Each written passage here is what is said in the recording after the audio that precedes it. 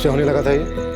पता नहीं साहब, मैं रह लूंगी ना, कैसी भी हालत में रह लूंगी, बस बस तुम साथ रहो। अरे ऐसे कैसे किसी भी हालत में रख लेंगे तुमको? पागल हो क्या? तुम जिम्मेदारी नहीं हो मेरी, प्यार हो, और प्यार को फूलों की तरह रखते हैं। बनाने दो हमको अपना बगान, फिर ले चलेंगे तुमको महकने के लिए। सुनो ना, ले चलो मुझे। मैं तुम्हारे बिना ऐसे अकेले कैसे रह पाऊंगी? तुम अकेले कहाँ हो? अम्मी है, अब्बू हैं, जुनैद है। टाइम यूं गुजर जाएगा तुमको पता ही नहीं चलेगा, और तुम मुंबई में होगी। अच्छा अच्छा ठीक है, ज़्यादा इंतज़ार नहीं करना पड़ेगा, बहुत जल्द आके तुमको ले जाऊंगा।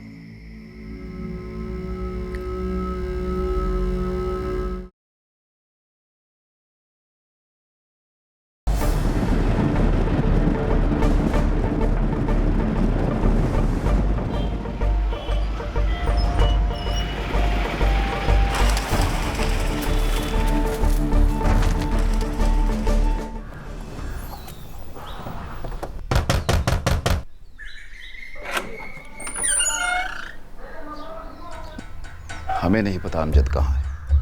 उससे बात किए हुए एक अरसा हो गया है। अमजद ने आखिरी बार फोन कब किया था? तारीख तो याद नहीं है, पर 1.5 साल से ऊपर हो गया होगा। हम अमजद को 1.5 साल पुराने मर्डर केस में ढूंढ रहे हैं। तौबा, ये क्या अनाप शनाप बोले जा रहे हैं आप? ये क्या कह रही हैं आप? हमें तो यकीन ही नहीं हो रहा है। यकीन तो हमें भी नहीं हो रहा है कि अमजद ने पिछले 1.5 साल में ना आप लोगों को फोन किया और ना आप लोगों से मिलने की कोशिश की। वो तो हम पता लगा ही लेंगे, लेकिन अगर इस बीच हमें पता चला कि आप लोगों ने हमसे कुछ भी छुपाया है या हमसे झूठ बोला है, तो यकीन मानिए आपकी बाकी की जिंदगी बद से बदतर हो जाएगी। जिंदगी और क्या बदतर होगी साहब।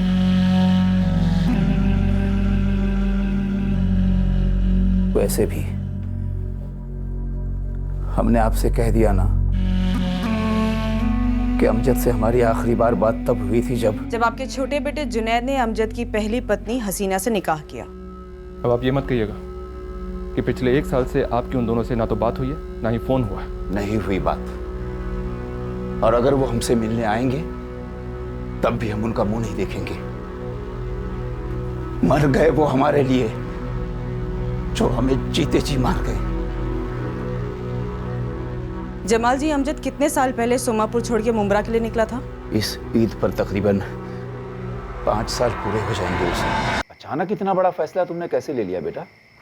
हाँ बेटा, और इसकी जरूरत क्या है?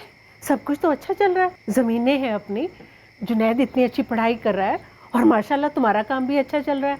अम्मी, हमारा सोमापुर एक तालाब है और मुंबई एक समंदर, और गांव में देखा हुआ सपना हमेशा बड़े शहरों में पूरा होता है अब्बू। पर बड़े शहरों के खर्चे भी तो छोटे नहीं होते ना, और तू इतना पढ़ा लिखा भी नहीं है जो तुझे कोई ऐसे ही नौकरी देने से रहा। वहाँ डिग्री की नहीं, दम की जरूरत पड़ती है, और मैं वहाँ नौकरी करने नहीं जा रहा, लोगों को नौकरी पे रखने जा रहा हूँ। बेटा, तुम्हारे हौसले पर हमें बिल्कुल शक नहीं, पर एक बार फिर भी सोचो। कुछ फैसले एक बार सोच कर ही लिए जाते हैं अब्बू, और ये भी उनमें से एक है। और वैसे एक फैसला मैंने और लिया है। वो क्या? अब्बू, मैं चाहता हूँ कि मेरे हिस्से की ज़मीन बेच के वो पैसा आप लोग मुझे दे दो, ताकि मैं मुंबई जाके उस पैसे से एक वर्कशॉप खोलूँगा। भाईजान, बहादुरी और बेवकूफ़ी, इसके बीच की लकीर ना बहुत पतली होती है। जुनैद, हाथ की लकीरों पे यकीन करने वाले लोग ना तो बहादुरी का नशा कर पाते हैं और ना ही हार के कुछ सीख पाते हैं। भाईजान, ये सब बोलना बहुत आसान होता है, करना नहीं। फिर गलत छोटे, बोलना भी करना होता है और सोचना भी करना होता है, बस डरना ये जिंदगी में कभी नहीं करना होता है। हौसलों से भरा हुआ था हमारा अमजद जब वो यहां से मुंबई गया था।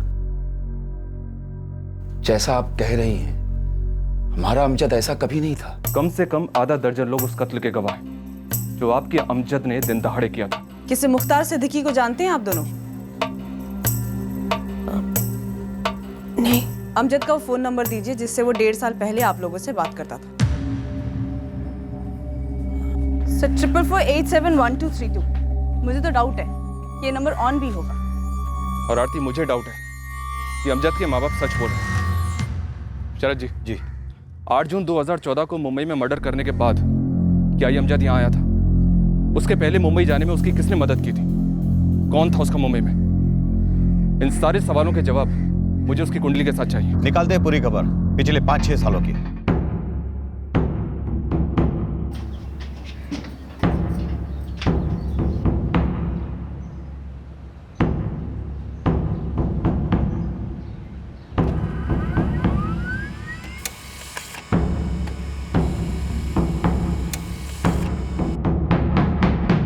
मीना के रिकॉर्ड्स में भी ऐसा कोई सस्पिशियस नंबर नहीं मिला है जिससे लगे कि मीना अमजद के साथ टेलीफोनिक टच में है। सर, यहाँ लोकल पुलिस ने खबरी नेटवर्क एक्टिव कर दिया है। मुझे पूरा यकीन है सर, मर्डर करने के बाद वो यहाँ जरूर आया होगा। हसीना की क्या खबर? उसके मायके का एड्रेस मिला है सर, यहाँ से 40 किलोमीटर दूर। आरती गई है वहाँ पर।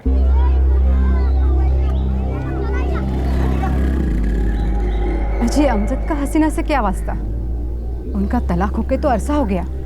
और आप इतनी दूर से हसीना को ढूंढने क्यों आए? मुंबई में एक दर्जी काम करता था, मुख्तार सिद्दीकी। क्या आप लोग जानते थे उसे? जी नहीं, मुंबई या फिर मुमरा के आसपास हमारा जान पहचान का कोई है ही नहीं। क्या हुआ इस आदमी को? अमजद ने उसका कत्ल कर दिया है। या अल्लाह। और 1.5 साल से फरार है। तो जाइए, अमजद को ढूंढिए। हमारी बच्ची हसीना को क्यों पूछ रही हैं? देखिए, जो हमें पूछना है वो हसीना से खुद पूछ लेंगे। आप हमें ये बताइए कि जुनैद और हसीना कहाँ रहते हैं? फोन नंबर दीजिए उसका। वो दोनों जोधपुर रहते हैं।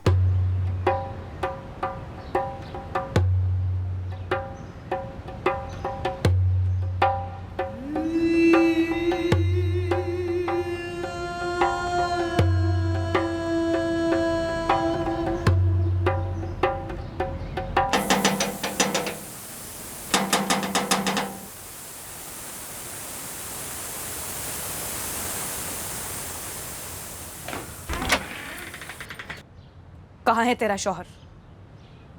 अमजद बैग कहाँ है? मुझे नहीं पता हूँ मेरा। उसे मारना तो तुझे चाहिए था ना? उसने मेरे शौहर को क्यों मार डाला? उसकी क्या गलती थी? तूने बाहर जाके मुंह मारा, मेरे मुख्तार के साथ चक्कर चलाया। अमजद ने तुझे रंगे हाथ पकड़ लिया होगा। मेरा नहीं तो कम से कम मरहूम मुख्तार भाई का तो लिहाज किया होता। फिर क्यों? क्या हुआ था उन दोनों के बीच मीना? मुझे नहीं मालूम मेरा। जितना तुम्हें पता है उतना ही मुझे पता है, और उतना ही मैंने पुलिस को बताया। अमजद ने मेरे बच्चे अशरफ को लावारिस बना दिया मीरा। मेरी रिया का हाल कुछ अलग है क्या मेरा?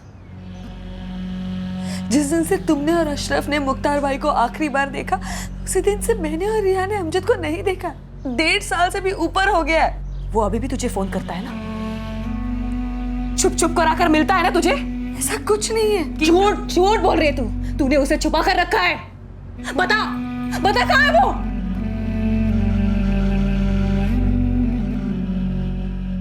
सर 4448712232 ये जो नंबर है, ये अमजद बेग के नाम पे हमारे कंपनी से ख़रीदा तो गया था, पर 2014 से ये नंबर ऑपरेशनल नहीं है। 8 जून 2014 से बंद होगा। जी बिल्कुल सही सर। वैसे तो हमारे यहाँ पे 1 साल के ऊपर का नंबर्स का डेटा स्टोर नहीं करते हैं, और ये तो 1.5 साल से डीएक्टिवेटेड है। अगर आपकी कंपनी चाहे तो 1.5 साल तो क्या, पिछले 5 साल का डेटा रिट्रीव कर सकती है।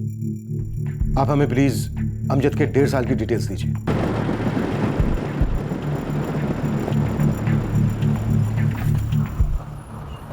हाँ साहब, अमजद यहीं काम किया करता था, लेकिन जब से वो मुंबई गया है एक फ़ोन तक भी नहीं किया उसने। करीब 5 साल हो गए। पिछले 1.5 साल से फरार है वो। सुनी वो मर्डर वाली बात, ये बबलू ने बताई। लेकिन साहब सच बोलूं, झूठ लगता है। नहीं मतलब ठीक है, पर अमजद खून करेगा नहीं साहब, दावे के साथ कह सकता हूँ। लेकिन मर्डर तो हुआ है लतीफ़, इसलिए तेरा ये दावा झूठा साबित होता है। जब तक अमजद सोमापुर में था, बंदे उसकी शिद्दत और ईमानदारी की मिसाल देते थे। पूरा बचपन देखा है साहब, और जवानी भी। कभी उसके मुंह से कोई गलत बात तक नहीं निकली। अमजद का जो ये कैरेक्टर सर्टिफिकेट हमें हर किसी से मिल रहा है ना, ये उस राज को और गहरा करता है जिसमें वो लिपटा है। अब तू हमें सिर्फ इतना बता, अमजद यहाँ से मुंबई बिना किसी सपोर्ट के इतने बड़े शहर में अकेले कैसे चला गया? कोई ना कोई तो होगा ना उसका मुंबई में। था ना साहब, और अमजद ने मुझे खुद बोला था कि वो यासीन के पास जा रहा है मुंबई। यासीन के यहाँ रुकोगे? हाँ फिलहाल तो यही प्लानिंग है, नौकरी का भी वही देखेगा बोला। वो किसी फैक्ट्री में काम करता है ना? हाँ, लेकिन उसका खुद का कमरा है वहाँ पे, और रुकने का इंतजाम भी वही है।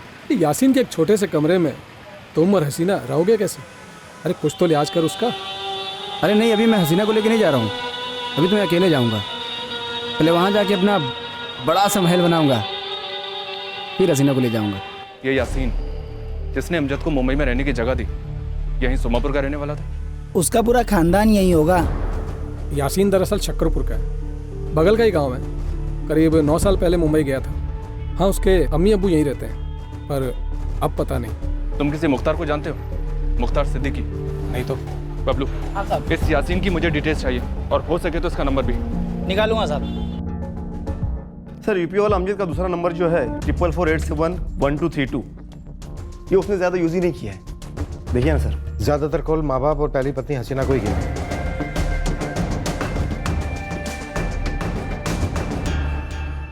मतलब तुम दोनों की पिछले 1.5 साल से अमजद से बात नहीं हुई? नहीं। फोन पे ही बात नहीं हुई? जब रिश्ता ही नहीं रहा तो बात करने से क्या फायदा? मुख्तार सिद्दीकी से तुम्हारा क्या रिश्ता था हसीना? कौन है ये मुख्तार सिद्दीकी? वही जिसका अमजद ने दिन दहाड़े मर्डर कर दिया है। मर्डर? क्यों मारा होगा? वो तो अमजद को ही पता होगा ना मैडम। लेकिन उसकी दुश्मनी तो तुम दोनों से थी। ये आपसे अमजद ने कहा? पिछले 1.5 साल से तुम लोगों से मिले हो या नहीं? नहीं मिले मैडम। जब से अमजद भाईजान और हसीना का तलाक हुआ है, मैं तो तब से नहीं मिला। और मैं तो उससे भी पहले। आखिरी मुलाकात तब हुई थी जब वो मुंबई के लिए रवाना हुआ था। मैं रह लूंगी ना, कैसी भी हालत में रह लूंगी, बस तुम साथ रहो। अरे ऐसे कैसे किसी भी हालत में रख लेंगे तुमको? पागल हो क्या? तुम जिम्मेदारी नहीं हो मेरी। प्यार हो, और प्यार को फूलों की तरह रखते हैं। बनाने दो हमको अपना बगान, फिर ले चलेंगे तुमको महकने के लिए। सुनो ना, ले चलो मुझे। मैं तुम्हारे बिना ऐसे अकेले कैसे रह पाऊंगी? तुम अकेले कहाँ हो? अम्मी है, अब्बू हैं, जुनैद है। टाइम यूं गुजर जाएगा तुमको पता ही नहीं चलेगा, और तुम मुंबई में होगी। अच्छा ठीक है, ज्यादा इंतजार नहीं करना पड़ेगा। बहुत जल्द आके तुमको ले जाऊंगा।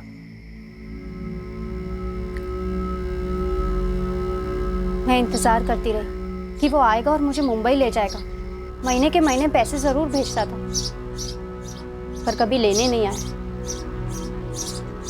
और फिर एक दिन अमजद ने मुझे फोन पर तलाक दे दी। और उसे ये बात हजम नहीं हुई कि तुमने उसी के छोटे भाई जुनैद से शादी करी। मैडम, तलाक अमजद ने दिया, उस मीना से निकाह उसने किया, और बुरे हम दोनों हो गए, जिसका इस सब से कोई ताल्लुक नहीं है। देखिए मैडम, हमारा यकीन कीजिए, हमारे निकाह के बाद से हमारा अमजद भाईजान से कोई लेना देना नहीं।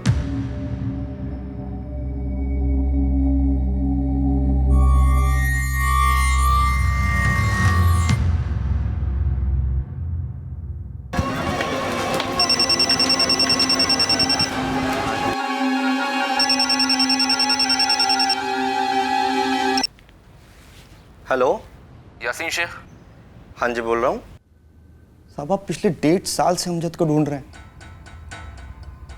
पर क्यों साहब? मुख्तार सिद्दीकी का मर्डर किया उसने। जानते हो मुख्तार सिद्दीकी को? मुमरा का दर्जी। मैं किसी मुख्तार को नहीं जानता साहब, पर साहब अपना अमजद ऐसा क्यों करेगा? ये तो अमजद ही बताएगा। कहाँ है वो? पिछले 1.5 साल से तो हम मिले भी नहीं हैं, हमारी तो कोई बात भी नहीं हुई है। 8 जून 2014 को अमजद ने अपनी ही दुकान पर मुख्तार का कत्ल किया। और उसके बाद वो तुम्हारे पास आए नहीं, जबकि सिर्फ तुम एक ऐसे आदमी हो जिसने उसे मुंबई में रहने का सहारा दिया था। दिया तो था साहब, पर साहब शायद वो मुझसे मिलने आया था साहब। ये शायद का क्या मतलब? या तो वो मिलने आया होगा या मिलने नहीं आया होगा। आया था साहब, शायद इसलिए क्योंकि 8 जून 2014 ही शायद वो तारीख थी जब वो मुझसे मिलने आया था साहब।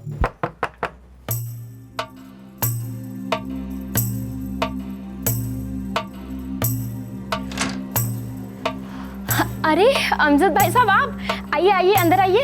अस्सलाम वालेकुम। कमाल हो अमजद मियाँ, कमाल हो यार। पूरे 2 साल के बाद अपना चेहरा दिखा रहे हो, और वो भी इस तरह अचानक। तुम तो वाकई के हित के चांद हो गए भाई। अरे नहीं यासीन, वो वक्त गुजरता रहा, काम जमाने में बहुत ज़्यादा मसरूफ़ हो गया था। अरे हसीना को लेकर आइए कभी खाने पर। वो यहाँ नहीं है, गांव में है। ऐसा क्यों भाई साहब? इतने टाइम से आप अकेले रह रहे हैं? सुनने में आया था तुम्हारा दुकान धंधा सब कुछ जम चुका है, तो फिर हसीना अभी भी गांव में क्या कर रही है? कुछ नहीं, वो ऐसे ही। अमजद यार, कुछ तो मसला है, तुम इतने उखड़े उखड़े क्यों लग रहे हो? कहाँ, नहीं तो बस ऐसे ही।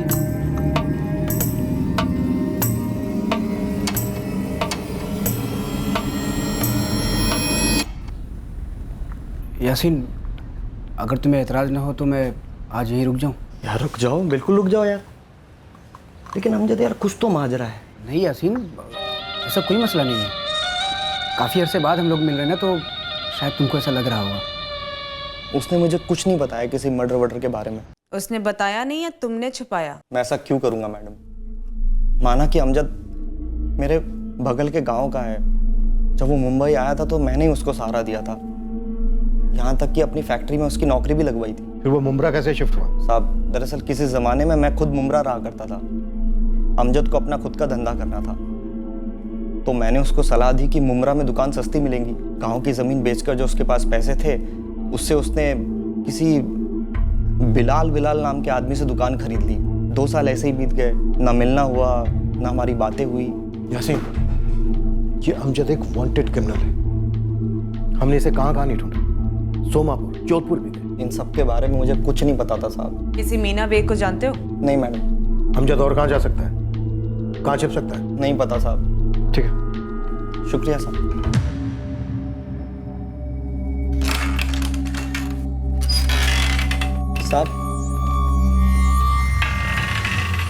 साहब एक बात थी जो आपको पता होनी चाहिए। बोलो। थोड़ी अजीब है। यासीन, मैं आज और रुक सकता हूँ क्या? अमजद यार तेरा ही अपना घर है, तुझे जब तक रुकना है तब तक रुक। मैं कल तो चला ही जाऊँगा, बस आज के दिन ही। अमजद, कोई परेशानी है क्या? नहीं, ऐसा ही बस। और वो अगले दिन निकल गया। 8 जून की दोपहर को वो आया और 10 जून की सुबह निकल गया। जी। कुछ अजीब बात बोल रहे थे तुम। साहब वो 10 जून की सुबह को भी जाने से झिझक रहा था। क्यों? वो निकलते निकलते अचानक से रुक गया।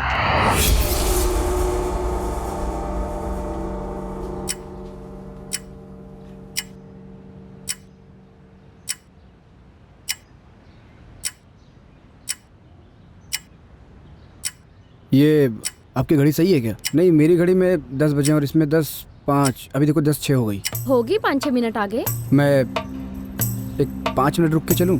अमजद, इसमें पूछने की क्या बात है, बैठो। मैं एक चाय बना के ले आती हूँ। नहीं भाभी जी, आप चाय मत बनाइए। चाय बना के पीने में करीब 10 मिनट लग जाएगा और मैं 4 मिनट में निकलूंगा। और ठीक 4 मिनट के बाद वो चुपचाप चला गया। इस बर्ताव की कोई खास वजह? नहीं पता साहब, लेकिन साहब सब कुछ अजीब था। उसका अचानक से 2 साल बाद मेरे घर में आ जाना, वो भी बिना फ़ोन किए। उसकी बातें, उसकी चुप्पी, उसकी हरकतें सब अजीब थी साहब। लेकिन साहब मुझे अभी भी यकीन नहीं होता है कि अमजद मेरे घर खून करने के तुरंत बाद आया था। इसमें कोई दो राय नहीं है कि अमजद ने मर्डर किया। अगर तुम उसके सच्चे दोस्त हो, एक सच्चे इंसान हो, तो उसे पकड़वाने में हमारी मदद करो। ज़रूर करूँगा साहब। कोई जाबाज कहता है, कोई मेहनती, कोई ईमानदार, तो कोई सनकी। आखिर ये अमजद बेग है क्या सर? कत्ल से 6 महीने पहले के अमजद के बारे में हमने जिन जिन से बातें की, मीना, हरीश, फ़हीम और अब ये यासीन, और जब भी हम आपस में बात करते हैं सबके मुंह से बस यही 2 शब्द निकलते हैं, अजीब और अचानक। अजीब बर्ताव, अचानक कत्ल, फिर यासीन के अजीब बर्ताव। उसकी सनक, उसका गुस्सा, टाइम को लेकर। इन दोनों में कनेक्शन जरूर है कोई। टाइम को लेकर? हाँ। वो परेशान रहते थे लेकिन कभी कुछ बताया नहीं साहब।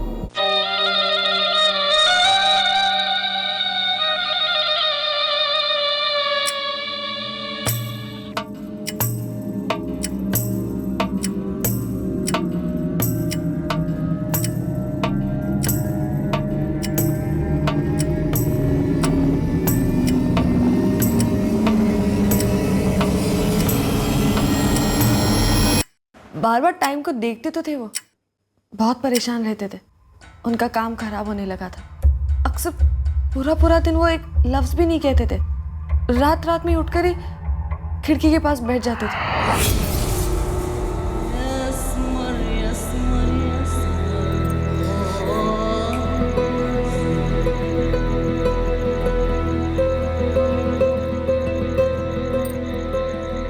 कब से होने लगा था ये?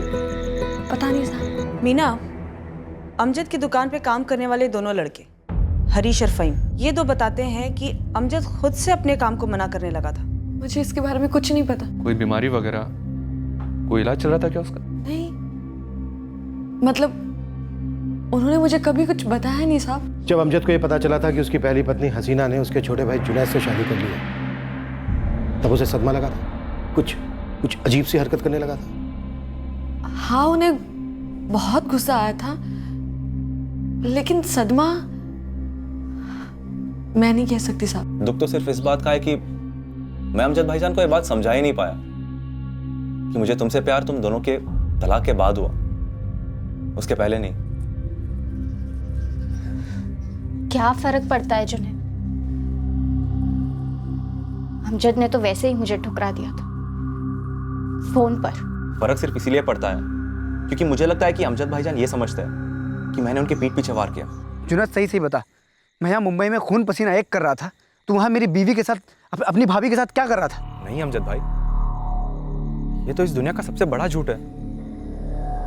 आप दोनों का तलाक हुआ, उसके बाद मैंने उसकी तरफ एक औरत के नजरिए से देखा और तब जाके मुझे उससे इश्क हुआ। जुनैद, तू कॉलेज पढ़ा होगा, लेकिन बाकी लोग भी अंधे बहरे नहीं है। मुझे मालूम है उसके पहले से तुझ पे नजर थी और मेरी गैर मौजूदगी में तू भी उससे नजर मिलाता था। आपकी नजर इतनी गंदी और घटिया हो सकती है कि मैंने कभी नहीं सोचा था। खैर, आपको क्या फर्क पड़ता है कि हसीना ने किससे निकाह किया और क्यों किया? आपने सबसे पहले उससे शादी तोड़ी, उसे छोड़ दिया, उसे ठुकरा दिया, उसके बाद किसी और लड़की से निकाह की, तो फिर आपको क्या हक बनता है ये सब सवाल पूछने का? मेरे भाई, मैं हक हसीना पे नहीं, अपने भाई पे जता रहा हूँ। हसीना ने तुमसे शादी करके तुमको फंसाया है मुझे जलाने के लिए, और तुमने उससे शादी करके बहुत बड़ी बेवकूफ़ी की। हाँ, की मैंने बेवकूफ़ी, लेकिन आपने उसे ठुकरा कर उसके साथ बेवफाई की थी। अब आप ही बताइए, गुनाह क्या होता है, बेवकूफ़ी या फिर बेवफाई? अबे अम्मी अब्बू की इज्जत उछालना, उनका पढ़ा लिखा सहारा बनने के बजाय उनसे अलग हो जाना, ये बेवकूफ़ी है कि गुनाह है? अमजद ने मुझे छोड़ा, तुमने मेरे लिए अपने अम्मी अब्बू को छोड़ा, हम दोनों ने अपना गांव छोड़ा। ये सारी बातें अब पीछे छूट चुकी है, हमें आगे देखना चाहिए। क्या अमजद भाईजान ने हमारी वजह से कत्ल किया होगा? जुनैद, उसने जो किया वो उसका भुगतेगा, और उसे भुगतना भी चाहिए। हमें उससे क्या लेना देना। शबाना,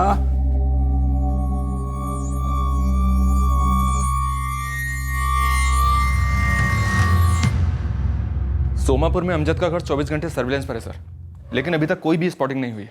अमजद के माँ बाप के फोन रिकॉर्ड्स? उन दोनों के फोन भी सर्विलेंस पर हैं। पिछले 6 महीने में उन दोनों के फोन पर मुंबई के अलग अलग पीसीओ से कई कॉल्स गए। सर, मीना बेग के फोन पर भी मुंबई के अलग अलग पीसीओज के नंबर शो करते हैं। कहीं ऐसा तो नहीं है कि अमजद यहीं मुंबई में छिपा बैठा है हमारी नाक के नीचे और हम उसे आजमगढ़ और जोधपुर में ढूंढ रहे हैं? सर, मुंबई में अपनी हर कोशिश आजमाई हमने। मुंबई का हर खबरी नेटवर्क इस अमजद बेग केस को अच्छी तरह से जानता है। शहर में पोस्टर चिपके इसके, news media, print media, social media, हर तरह की कोशिश करके देख लिया हमने सर। सर, मीना बेग और हुमेरा सिद्दीकी, इन दोनों पे सर्विलेंस जारी है। बस ये अमजद बेग हमारे हाथ में।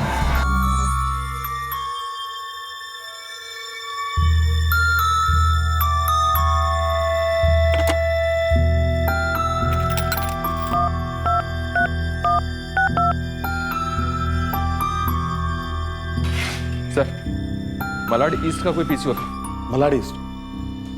मलाड ईस्ट में वो कहाँ हो सकता है? कौन है वहाँ? पता नहीं साहब, उसने कुछ बताया नहीं, बस इतना कहा कि वो थक गया है। हेलो यासीन। अमजद? यासीन, मैं थक गया हूँ यार। तू है कहाँ अमजद?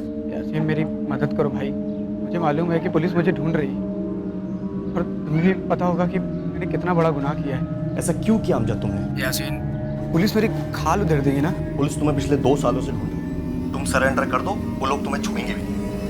सर, हमने मलाड ईस्ट के उस पीसीओ के आसपास अपने आदमी लगा दिए।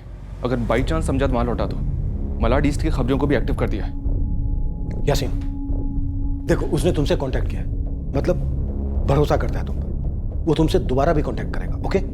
जी साहब, और साहब इस बार मैं उसका पता लगा कर रहूंगा। अभी तुम जा सकते हो।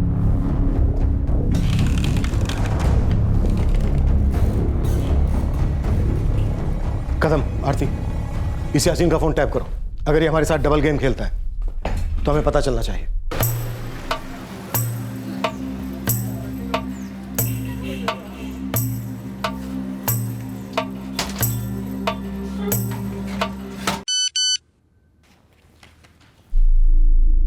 आरती, मुंबई के ही किसी पीसीओ से कॉल है, यासीन के सेल पर बज रहा है। इस पीसीओ का लोकेशन पता करो। देख अमजद, पुलिस अब मेरे पीछे पड़ गई है। वो अच्छी तरह से जानती है कि तुम मेरे दोस्त हो। वो चाहती है कि तुम सरेंडर कर दो। यासीन, मेरी वजह से पुलिस को बहुत भागदौड़ करनी पड़ी है। सरेंडर करते बहुत मारेंगे मुझे मार नहीं खाना है यासीन। तुम सरेंडर कर दोगे, पुलिस तुम्हें छुएगी भी नहीं। अच्छा, मैंने सुना है कि वो गिरफ्तारी से बचने के लिए कोई जमानत ली जाती है सरेंडर करने से पहले। वो मुझे दिलवा दो ना आप, मैं सरेंडर कर दूंगा। अमजद, मैं एक मामूली सा फैक्ट्री वर्कर हूँ, मैं कहाँ है ये सब। तुम नहीं यासीन, तुम किसी वकील से बात करो और उसको बोलो कि मेरा एक दोस्त है जिसे जमानत चाहिए जो गिरफ्तारी से पहले ली जाती है। उसे कुछ एंटीसिपेटरी बेल बोलते हैं, वो मुमकिन है क्या? एंटीसिपेटरी बेल चाहिए उसे हमारे डंडे से बचने के लिए। ये उतना भी अजीब और अचानक नहीं है, काफी शातिर बुद्धि है इस अमजद की। सर, इस बार मीरा रोड के किसी पीसीओ से फोन किया उसने। ये अमजद पीसी रिपीट नहीं करता। सलाम। सलाम।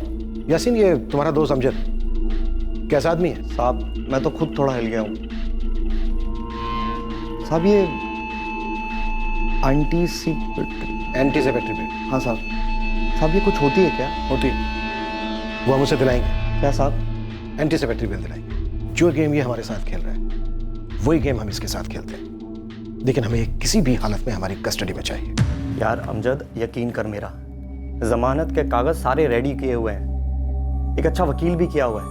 तुम्हें सरेंडर नहीं करना पड़ेगा। पहले तुम मुझे और एक वकील को बाहर मिलोगे, वहां से हम कोर्ट जाएंगे जहां पर तुम्हारी जमानत होगी।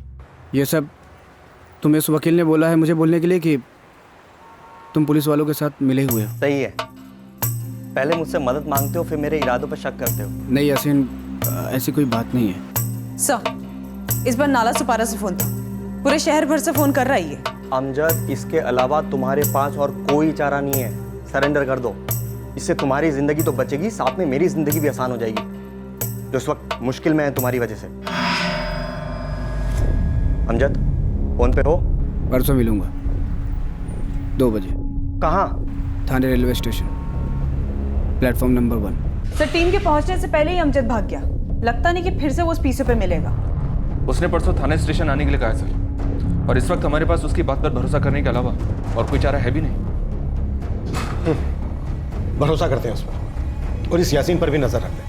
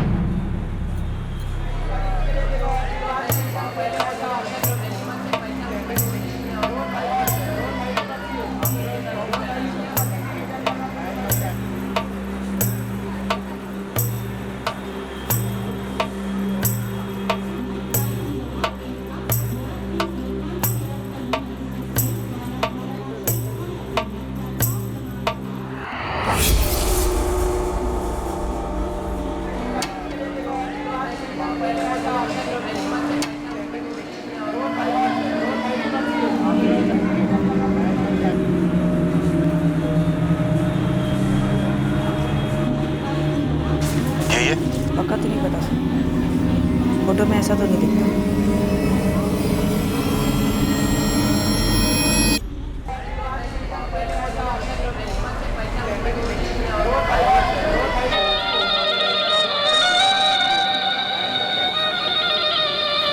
अमजद, अमजद,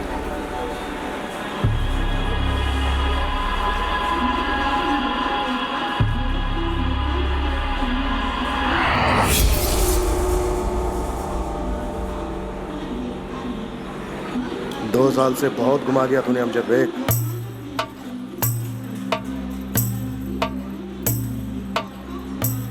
अरे कौन है आप लोग? अरे छोड़ो मुझे। अरे मैं कोई अमजद नहीं हूँ मेरे भाई। आपको कोई गलतफहमी हुई?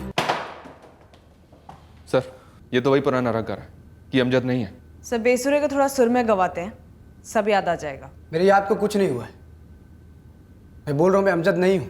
आप लोग को यकीन क्यों नहीं हो रहा है? तो फिर कौन है तू? दीपक सिंह नाम है मेरा। तो यासीन कौन है? महेंद्र सिंह धोनी? आप लोग को मजाक लग रहा है क्या? मजाक तो तू कर रहा है पिछले 2 साल से। अब तो पंच लाइन का टाइम आ गया है।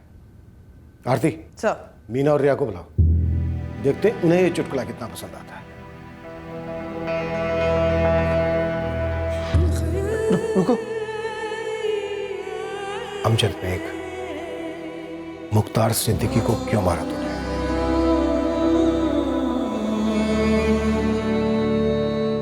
शैतान का साया था तेरे बेटे पर। बाबा मेरा एक ही बेटा था, बड़ी मन्नत से उसको मांगा था, उसकी भी मौत हो गई बाबा। सब कुछ खत्म हो गया बाबा। मालूम है बेटा, ये सब तेरे अपनों को किया कराया था बेटा। मैं क्या करूं बाबा, कोई तो उपाय होगा बाबा। अल्लाह उनको सबक देगा। जा।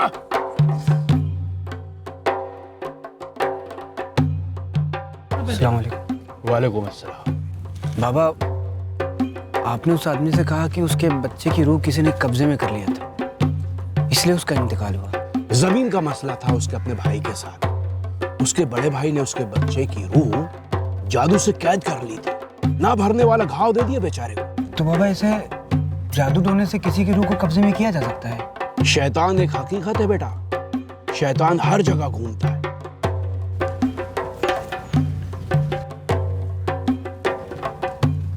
तुझे भी घाव दिया है शैतान ने। मसला मैं समझ गया, पहले तुम अपनी जुबानी बताओ, फिर मैं बताऊंगा कि उस मसले का तोड़ क्या है।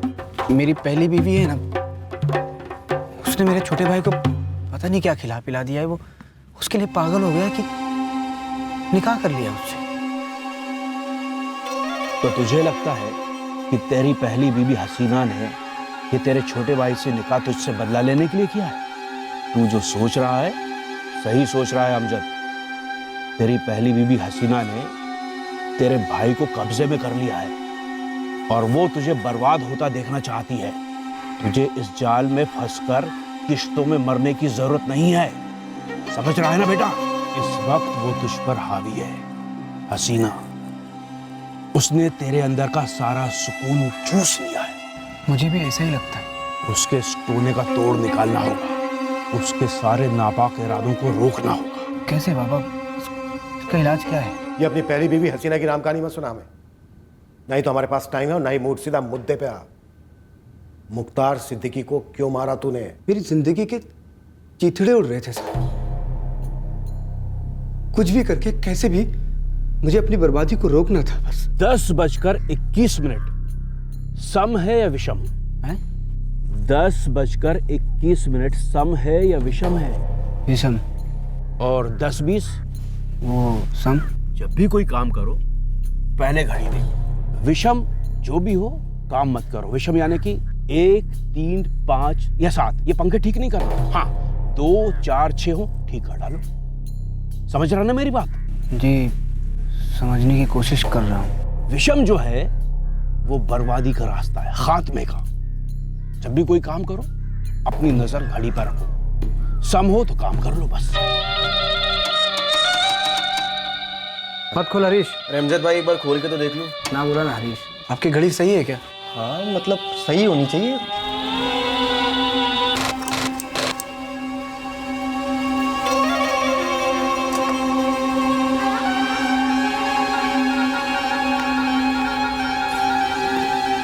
अमजद भाई वो कुछ बात करनी थी आपसे प्राइवेट में। बस 4 मिनट रुक, 12 बजेंगे तो बात करूंगा। अमजद भाई क्या हो गया आपको? सारे ग्राहक वापस जा रहे हैं, आप कोई नया काम भी नहीं उठा रहे हो। गंद साफ कर रहा हूँ हरीश, अच्छे काम के लिए जगह बना रहा हूँ। तो फिक्र मत कर, इंशाल्लाह बहुत बड़े बड़े काम आएंगे। बड़ा काम जब आएगा तो कर लेंगे, वो भी कर लेंगे, लेकिन तब तक जो अपना दाल रोटी का काम है उसको लात मारने से क्या मिलेगा अमजद? अमजद बेटा, हसीना जो कर रही है वो अलग, कोई अगल बगल है तेरे जिसने तेरे रोजी रोटी को बांध रखा है। दिमाग पर जोर डालकर सोच, वो शख्स कौन हो सकता है जिसने जादू से तेरी रोजी रोटी को अपने पास बांध लिया है? अच्छा जैसे उस बच्चे के की रूह कब्जे में कर लिया था उसके ताऊ ने।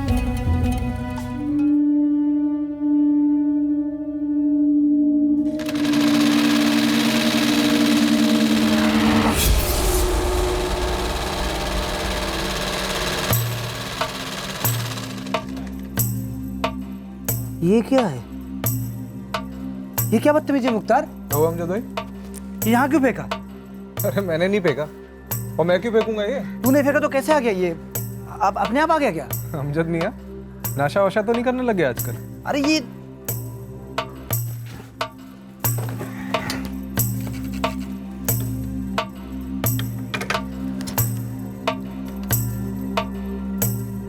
हमारा यार हाथ दे।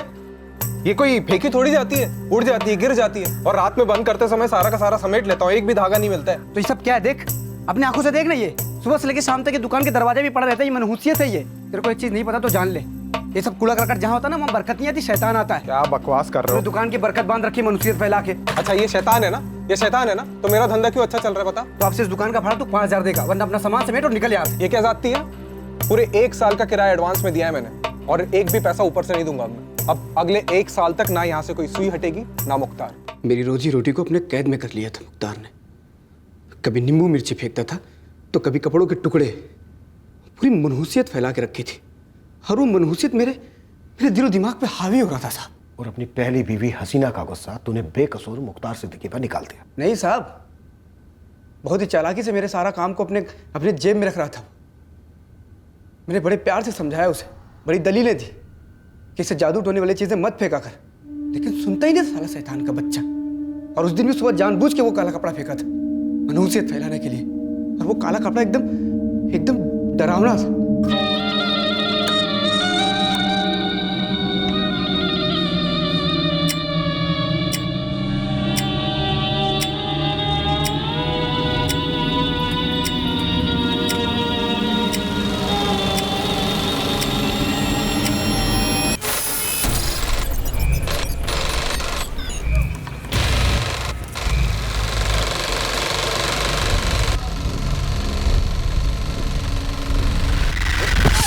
मेरा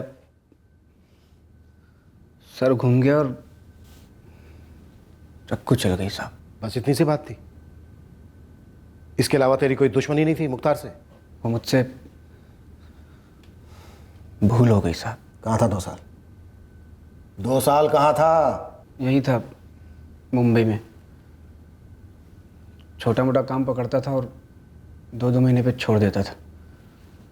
कभी कभार गांव भी जाता था, अब्बू को गांव के बाहर बुला के उनसे मुलाकात कर लेता था। बस दिन रात एक ही बात सताती थी कि आज पकड़ा जाऊंगा, आज पकड़ा जाऊंगा। और तेरी बीवी मीना और बेटी रिया, उनका ख्याल नहीं आया कि क्या होगा उनका अब? ख्याल आया मैडम, बहुत ख्याल आता था। इसलिए मीना से कभी कभार फ़ोन पे बात करता था, लेकिन मिलने की हिम्मत नहीं जुटा पाया कभी। उसने मुझे कभी नहीं बताया कि उसने मुख्तार भाई को क्यों मार डाला। तुमने भी हमें नहीं बताया कि अमजद तुम्हें पीसीओ से फोन क्या करता था। पता है तुम पर भी चार्ज लग सकता है, एक खूनी को पुलिस से बचाने के लिए। आपके लिए वो सिर्फ एक खूनी है, लेकिन मेरे लिए वो मेरे शौहर है, मेरे बच्ची के बाप। और वो जब भी फोन करते ना, मैं उनसे यही कहती कि अपने आप को पुलिस के हवाले कर दो, जो भी सजा मिले उसे भुगत लो, हम जेल में मिलने आएंगे। ऐसे डर डर के मर मर के जीने का क्या फायदा? ऐसी जिंदगी तो मौत से भी बदतर है ना साहब।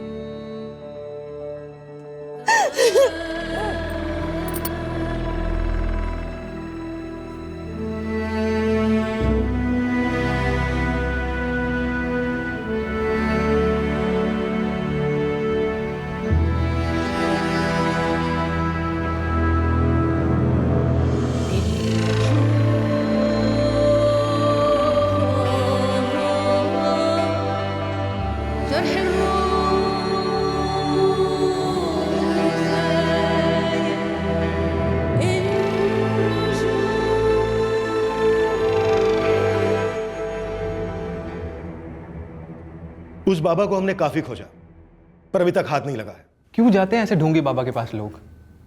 एक मसले का हल निकलना तो दूर, ये लोग तो सिचुएशन को और कॉम्प्लिकेट कर देते हैं, और नतीजा एक वहम, एक डिस्टर्ब्ड माइंड में प्लांट किया गया, उसमें और आग लगाई गई, और एक बेगुनाह इंसान मुख्तार बेवजह मारा गया।